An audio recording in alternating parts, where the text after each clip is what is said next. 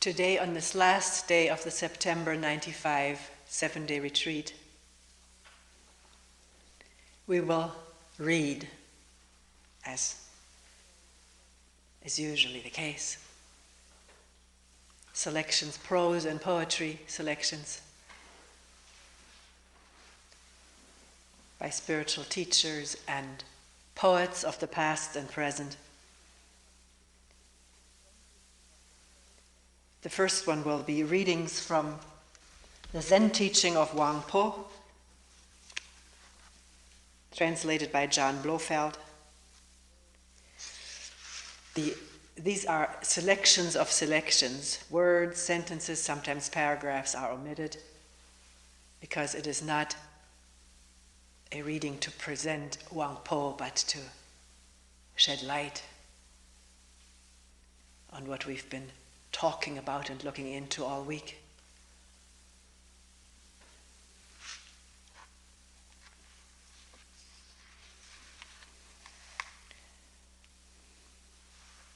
Huang Po lived about 1,000 years ago in China, and his talks and dialogues were recorded by his disciple, student, who was a Buddhist scholar and governor of the province where Huang Po taught.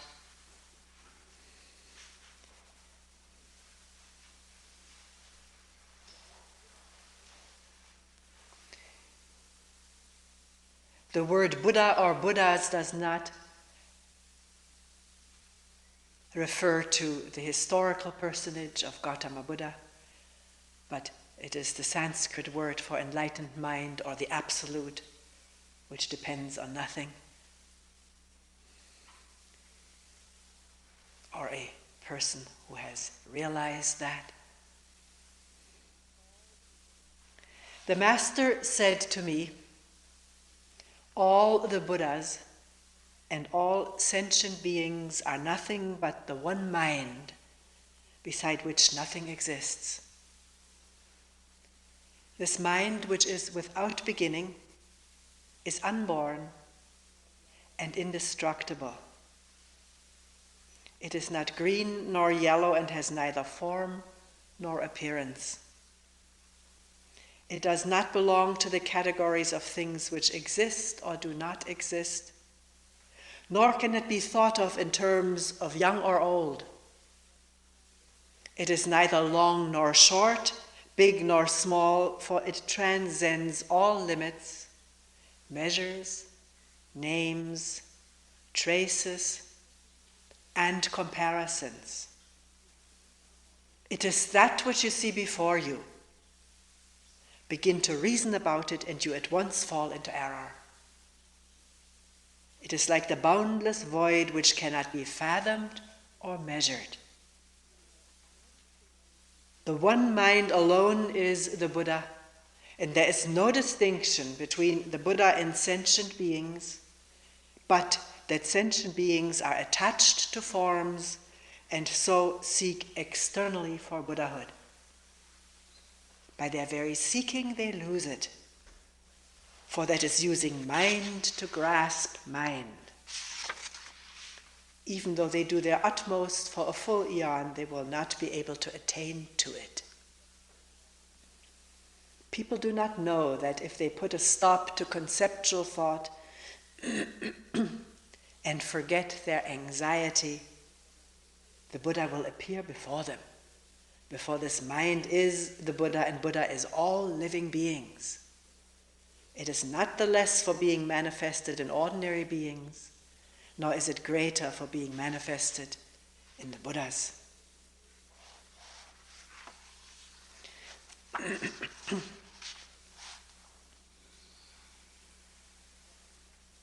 Later in the book, the questioner asks, from all you have just said, mind is the Buddha. But it is not clear as to what sort of mind is meant by this mind which is the Buddha. Huang Po, how many minds have you got? Questioner. But is the Buddha the ordinary mind or the enlightened mind? Huang, where on earth do you keep your ordinary mind and your enlightened mind? Questioner. In the teaching of the three vehicles, these are Buddhist scriptures, it is stated that there are both. Why does your reverence deny it? Huang. In the teaching of the three vehicles, it is clearly explained that the ordinary and enlightened minds are illusions. You don't understand. All this clinging to the idea of things existing is to mistake vacuity for the truth. How can such conceptions not be illusory? Being illusory, they hide mind from you. If you would only rid yourselves of the concepts of ordinary and enlightened, you would find that there is no other Buddha than the Buddha in your own mind. You people go on misunderstanding, you people go on misunderstanding. You hold to concepts such as ordinary and enlightened, directing your thoughts outwards where they gallop about like horses. All this amounts to beclouding your own minds. As soon as thought or sensation arises, you fall into dualism. Beginningless time and the present moment are the same. There is no this and no that. To understand this truth is called complete and unexcelled enlightenment.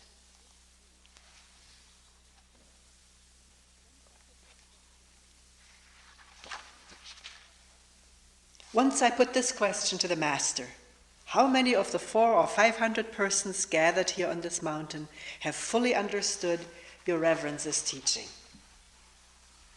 The Master answered, their number cannot be known. Why? Because this way is through mind awakening. How can it be conveyed in words?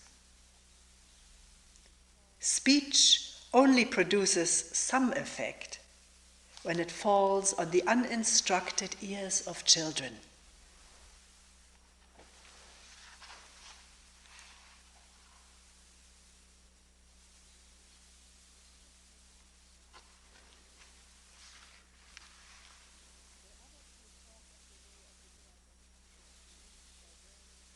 Though others may talk of the way of the Buddhas as something to be reached by various pious practices and by scripture study, you must have nothing to do with such ideas. A perception sudden as blinking that subject and object are one will lead to a deeply mysterious, wordless understanding. And by this understanding, you will awake to the truth.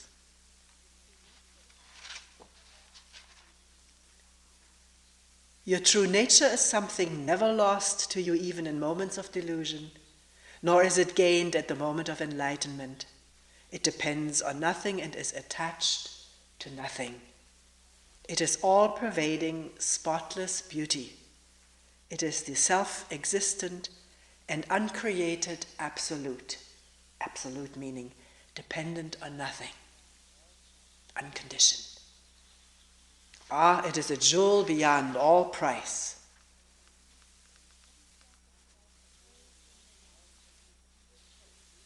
When a sudden flash of thought occurs in your mind and you see it for a dream or an illusion, then you can enter into the state reached by the Buddhas of the past. Not that the Buddhas of the past really exist, or that the Buddhas of the future have not yet come into existence. Above all, have no longing to become a future Buddha. Your sole concern should be, as thought succeeds thought, to avoid clinging to any of them.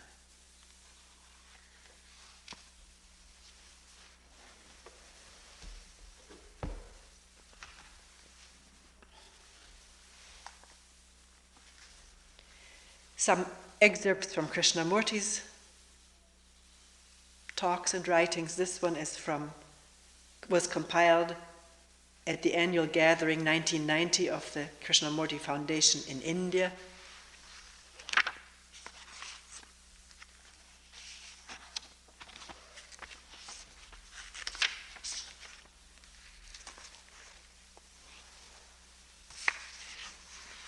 This selection is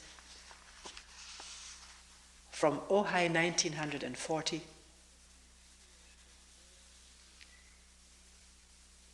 I personally feel that the world is myself. That what I do creates either peace or sorrow in the world that is myself. And as long as I do not understand myself, I cannot bring peace to the world. So my immediate concern is myself. Not selfishly, not merely to alter myself in order to gain greater happiness, greater sensations, greater successes. For as long as I do not understand myself, I must live in pain and sorrow and cannot discover an enduring peace and happiness.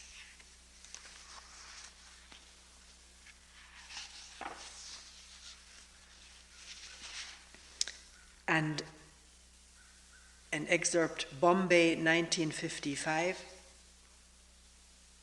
Questioner, what is the self-knowledge of which you speak and how can I acquire it? Krishnamurti, it is very simple, sir. The first step is the last step in self-knowledge. The beginning is the end. The first step is what matters, because self-knowledge is not something you can learn from another. No one can teach you self-knowledge. You have to find out for yourself. It must be your own discovery. And that discovery is not something tremendous, fantastic. It is very simple. After all, to know yourself is to watch your behavior, your words, what you do in your everyday relationships. That is all. Begin with that and you will see how extraordinarily difficult it is to be aware. Just to watch the manner of your behavior, the words you use to your servant, to your boss, the attitude you have with regard to people, to ideas, and to things. Just watch your thoughts, your motives in the mirror of relationship, and you will see that the moment you watch, you want to correct. You say, this is good, that is bad, I must do this, and not that. When you see yourself in the mirror of relationship, your approach is one of condemnation or justification. Therefore, you distort what you see. Whereas, if you simply observe in that mirror your attitude with regard to people, to ideas, and to things, if you just see the fact without judgment, without condemnation or acceptance, then you will find that that very perception has its own action. This is the beginning of self-knowledge.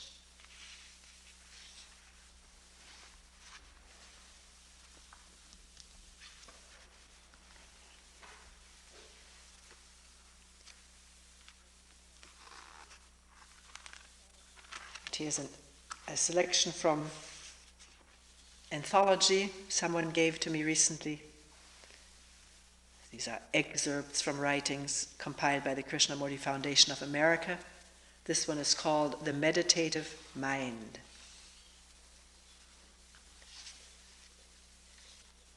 This one is from The Flame of Attention. It is immensely important to know and to understand the depth and beauty of meditation. Man has always been asking from timeless time whether there is something beyond all thought, beyond all romantic inventions, beyond all time.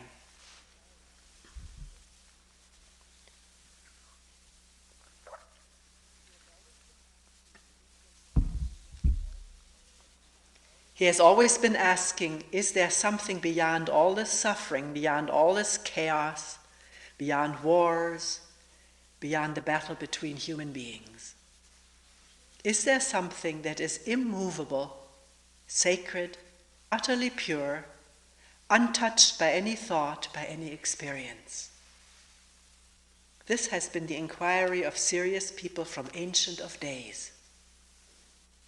To find that out, to come upon it, meditation is necessary. Not the repetitive meditation that is utterly meaningless. There is a creative energy which is truly religious when the mind is free from all conflict, from all the travail of thought.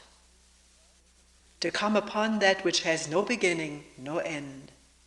That is the real depth of meditation and the beauty of it. That requires freedom from conditioning. There is complete security in compassionate intelligence, total security. But we want security in ideas, in beliefs, in concepts, in ideals. We hold on to them. They are our security, however false, however irrational. Where there is compassion with its supreme intelligence, there is security if one is seeking security. Actually, where there is compassion, where there is that intelligence, there is no question of security. So there is an origin, an original ground from which all things arise, and that original ground is not the word. The word is never the thing. And meditation is to come upon that ground which is the origin of all things and which is free from all time.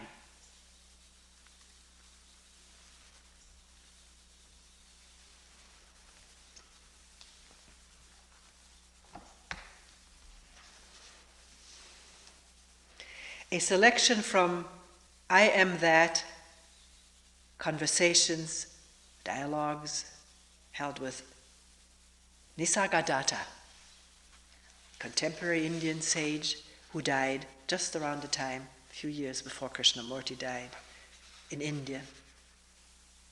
He lived in India, died in India. Translated by Maurice Friedman.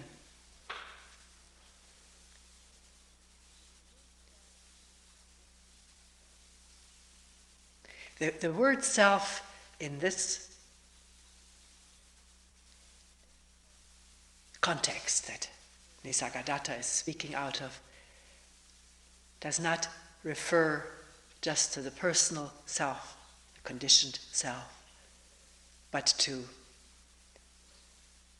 I think that's actually the meaning of the word, the ultimate essence of all things.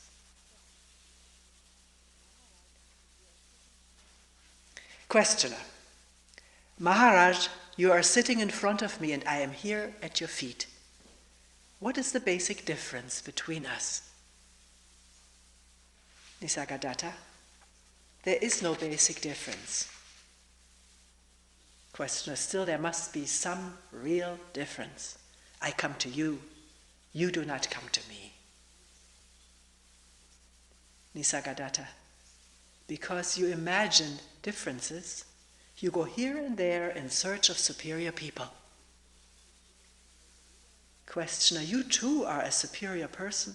You claim to know the real while I do not. Nisargadatta: did I ever tell you that you do not know and therefore you are inferior?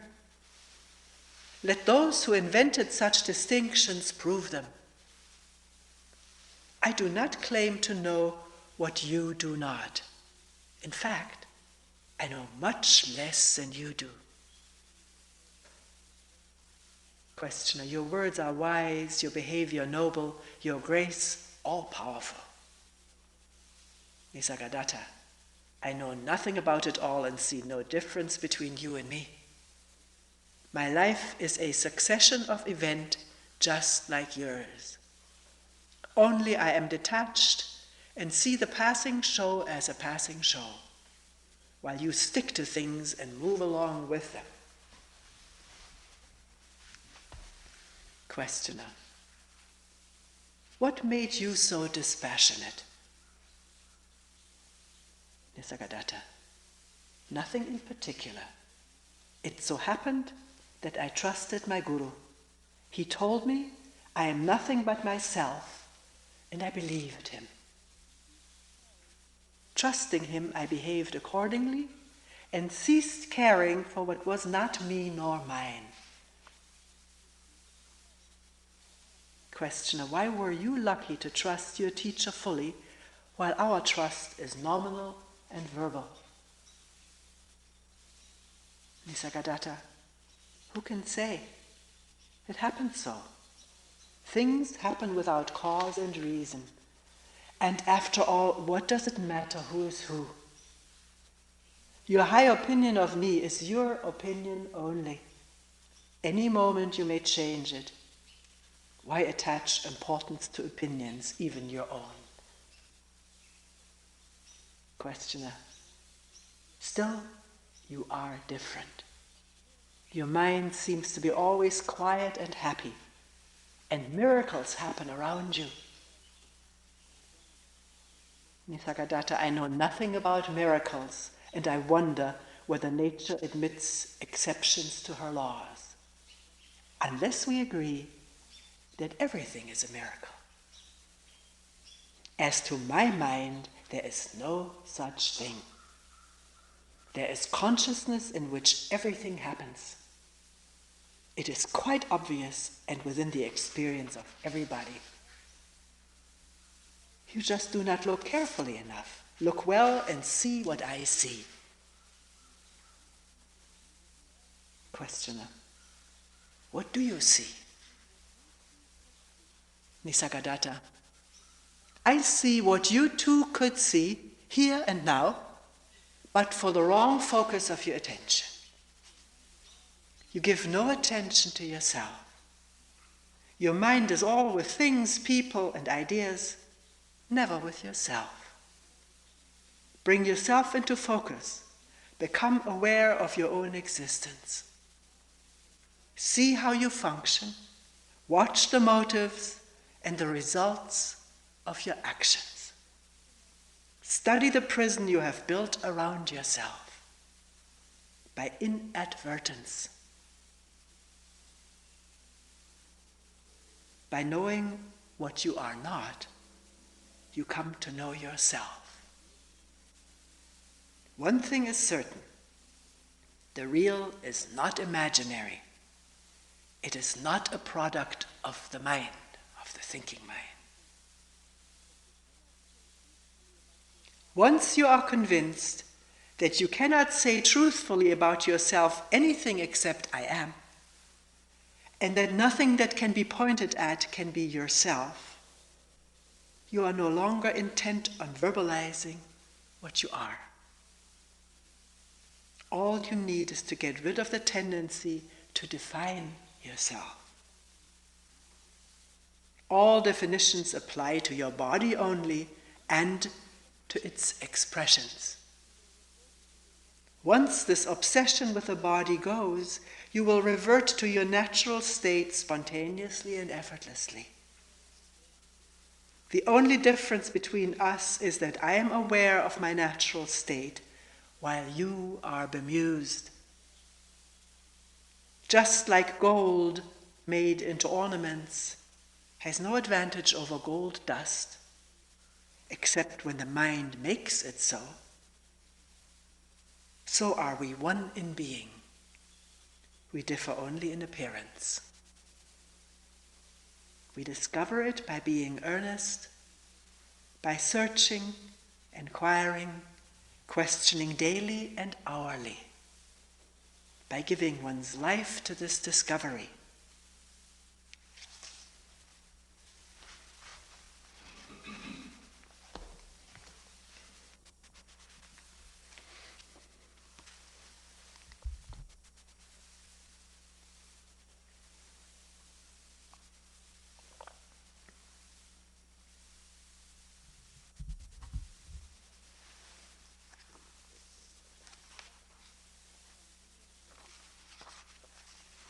A selection from Being and Becoming by Vimala Thakur, a woman who lives in India, a teacher, spiritual teacher. She used to travel, but now she doesn't. These selections are transcriptions of dialogues which took place at Dalhousie in India during the summer of 1989.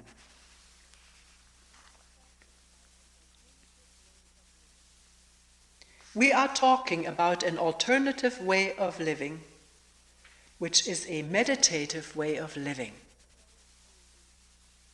Acquire knowledge, let it flow through you, let it be utilized in its relevant field without creating the knower.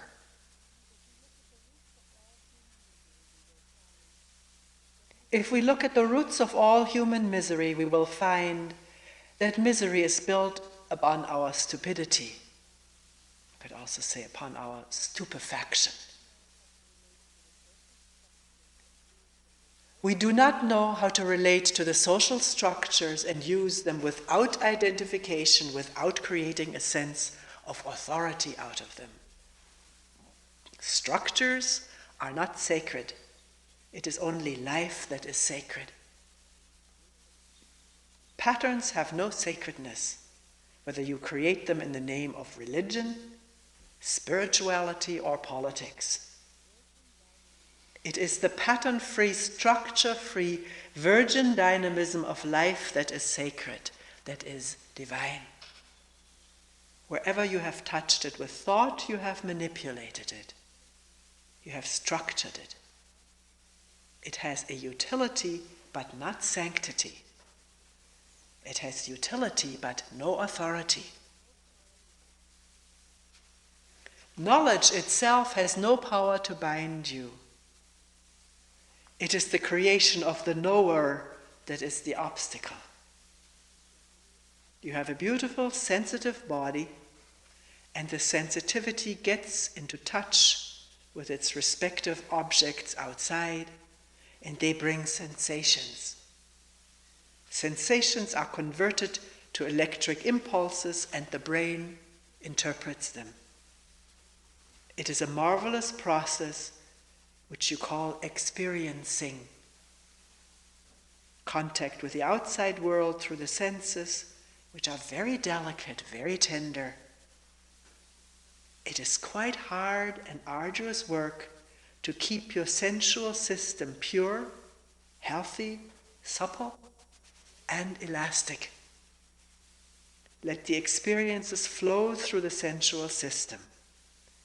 Nothing wrong in a sensual, sexual experience.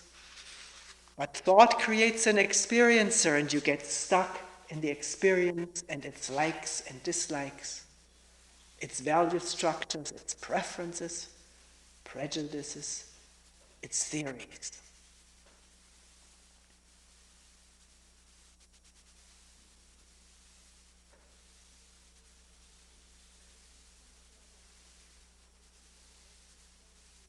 If the sensual contact with objects is allowed to flow through you without creating an experiencer, then the limited human-made world cannot corrupt you.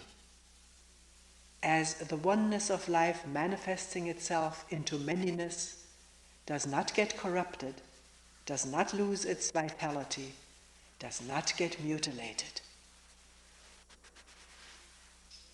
Oneness of life manifesting in grasses, trees, birds, and flowers. Not get mutilated. In the same way, you acquire knowledge and you appear as an individual, playing the role of a father, mother, brother, son. You are one appearing as many. There's no identification with the fatherness, sonness, daughterness, sisterness, and you don't tie so many knots inside, but play the roles sanely, completely with the magnificence of an inner equipoise. Then you're appearing as many, functioning as many, will not corrupt you. That is the way of meditative living. The word meditation has been identified with psychophysical exercises, with concentrations, methods, techniques, kundalini, shakti paths. The word has been abused and misused. No authority and no effort. Freedom from authority and freedom from the struggle of efforts. Once you know that these man-made enclosures are only to be lived in, then the sense of comparing yourself with others. He has a palace and I have a hut. He has millions and I have thousands. The sense of comparison and the ambition for competition disappears. Your economic life becomes simple. No vanity, no pride about your scholarship, erudition, and your social life becomes simple. You do not move around with a begging bowl for sympathy, acceptance, prestige, acknowledgement. Reconciled to the limitations, you live and move in it. Can you see with me that effortlessness is the content of silence?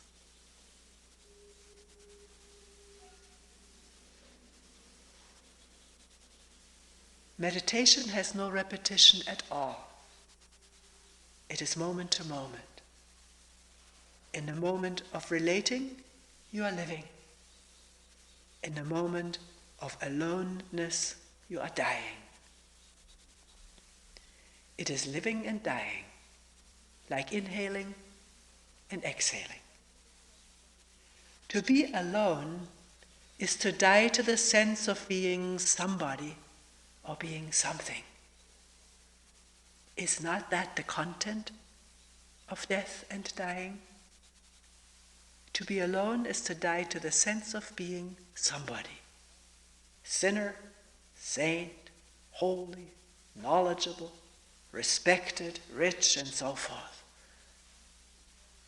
To be alone is to die to being something according to the definition of society, according to the value structure of religions. Physically isolating yourself may not lead you to that aloneness. It may not. That is what we're afraid of, dying to the sense of being somebody. Dying to all the images that you have built up about yourself. That is being alone. The way we're tackling the theme may be unusual, unheard of to many. It is a non-conventional way, a non-traditional approach.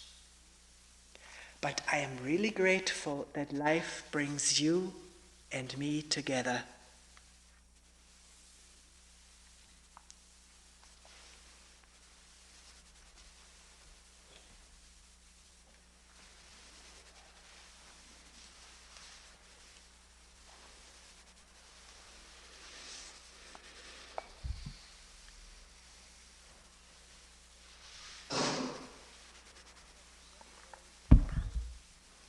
Some poems from One Robe, One Bowl, Zen poetry of Ryokan, translated by John Stevens. Ryokan was born 1758. He was a hermit. He lived in the mountains and wrote poetry.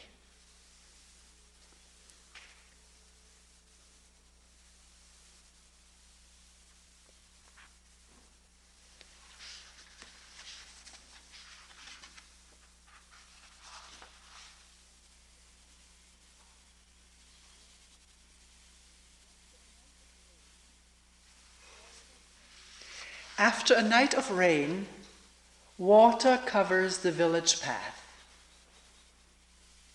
This morning, the thick grass by my hut is cool.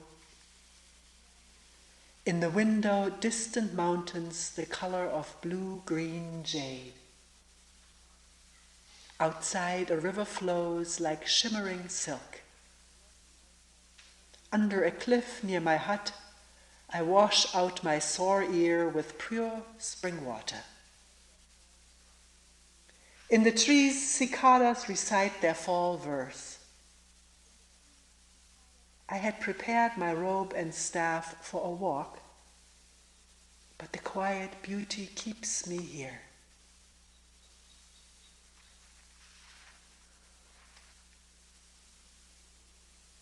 Autumn night, unable to sleep, I leave my tiny cottage. Fall insects cry under the rocks, and the cold branches are sparsely covered. Far away, from deep in the valley, the sound of water. The moon rises slowly over the highest peak. I stand there quietly for a long time, and my robe becomes moist with dew.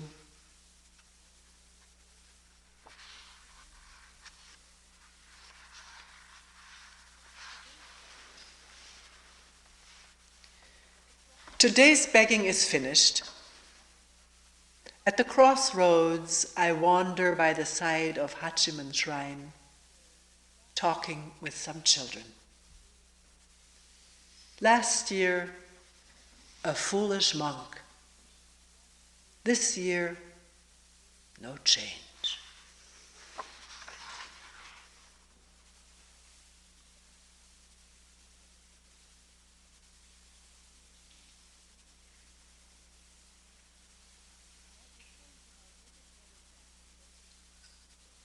I have returned to my native village after 20 years.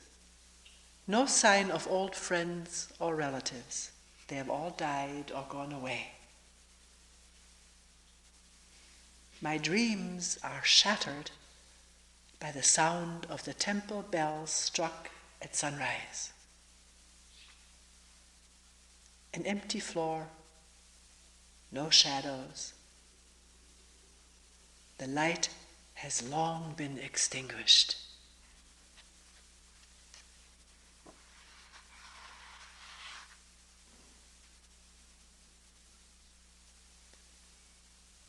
An evening dream. Everything must have been an illusion. I cannot explain clearly even one part of what I saw. Yet in the dream, it seemed as if the truth were in front of my eyes. This morning, awake, is it not the same dream?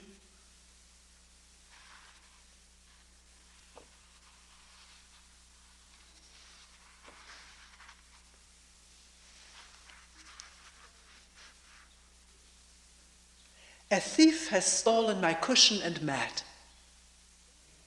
Why did he break into my hermitage? The door is never locked. The night is ending, and I sit alone by the window. A sparse rain falls gently against the bamboo grove.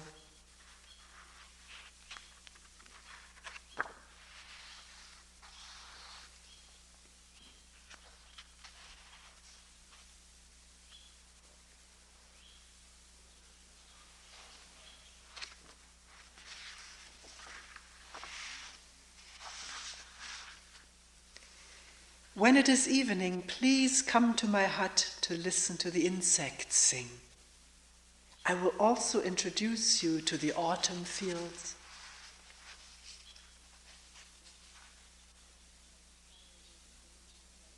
Morning, cutting firewood, filling my jug with pure water, gathering wild grasses, while a cool autumn rain gently falls. Lying on my grass pillow, dreaming about this dream world again. Lonely, fitful sleep. As I watch the children happily playing, without realizing it, my eyes fill with tears. Thinking about the people in this floating world far into the night, My sleeve is wet with tears.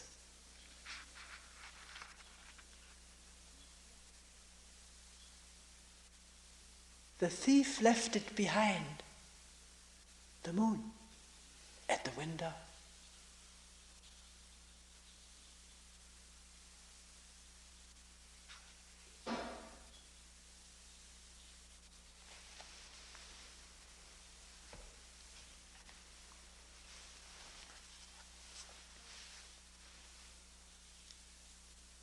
Some poems by Mary Oliver, contemporary poet. The first one is from White Pine, and it is called Work.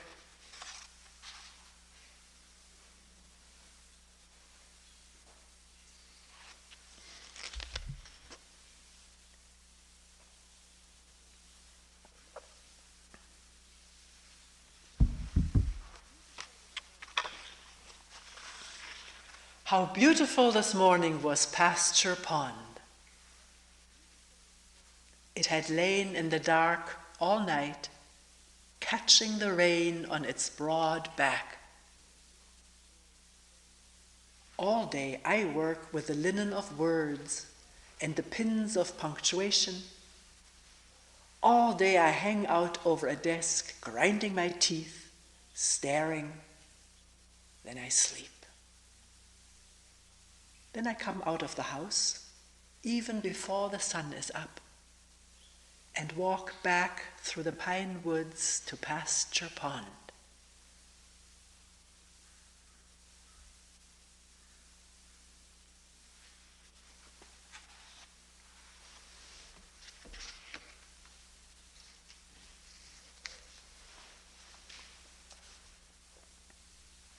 House of Light.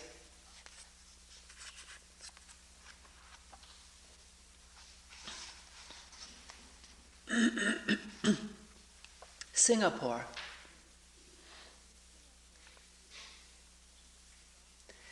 In Singapore, in the airport, a darkness was ripped from my eyes. In the women's restroom, one compartment stood open. A woman knelt there, washing something in the white bowl. Disgust argued in my stomach, and I felt in my pocket for the ticket. A poem should always have birds in it. Kingfishers say, with their bold eyes and gaudy wings. Rivers are pleasant, and of course, trees. A waterfall? Or if that's not possible, a fountain rising and falling. A person wants to stand in a happy place in a poem.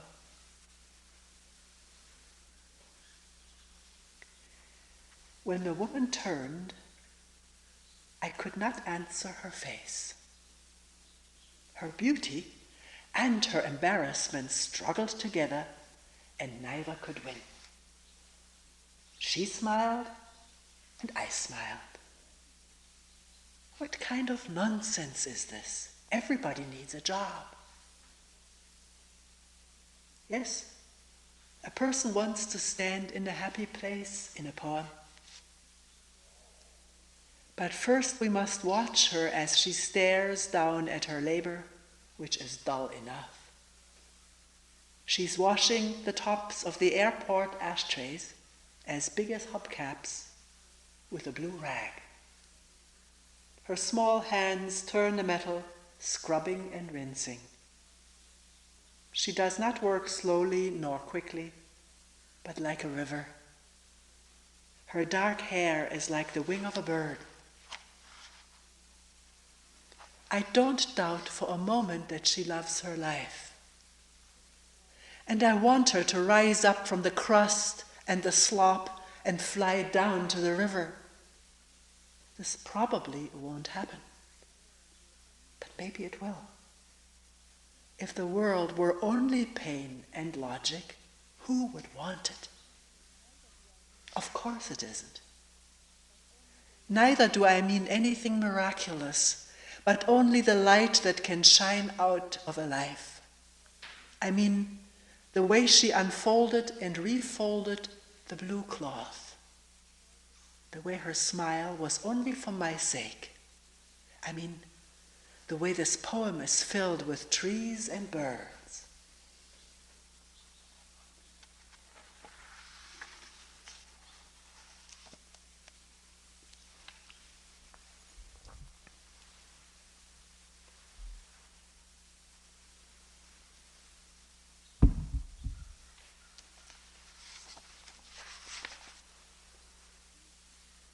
The kingfisher.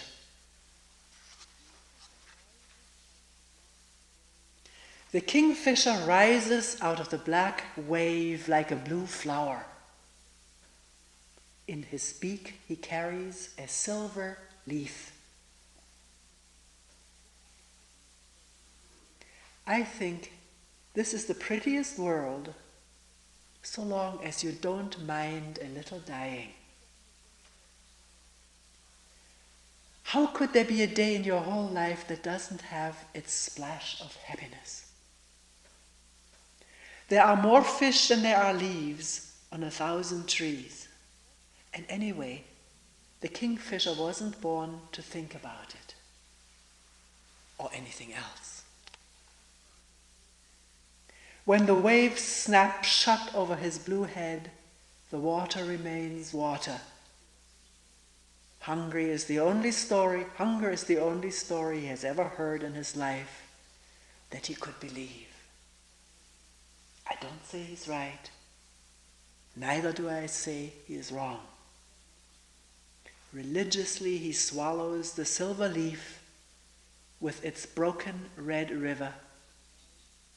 And with a rough and easy cry I couldn't rouse out of my thoughtful body if my life depended on it, he swings back over the bright sea to do the same thing, to do it as I long to do something, anything, perfectly.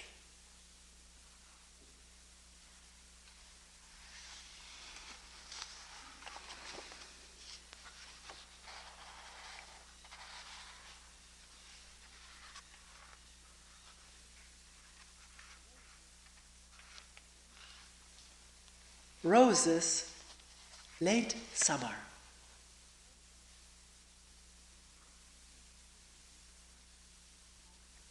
What happens to the leaves after they turn red and golden and fall away? What happens to the singing birds when they can't sing any longer? What happens to their quick wings? Do you think there's any personal heaven for any of us? Do you think anymore the other side of that darkness will call to us, meaning us? Beyond the trees, the foxes keep teaching their children to live in the valley. So they never seem to vanish. They're always there, in the blossom of light that stands up every morning in the dark sky. And over one more set of hills along the sea, the last roses have opened their factories of sweetness and are giving it back to the world. If I had another life, I would want to spend it all on some unstinting happiness. I would be a fox or a tree full of waving branches. I wouldn't mind being a rose in a field full of roses. Fear has not occurred to them yet, nor ambition. Reason they have not yet thought of. Neither do they ask how long they must be roses and then what, or any other foolish question.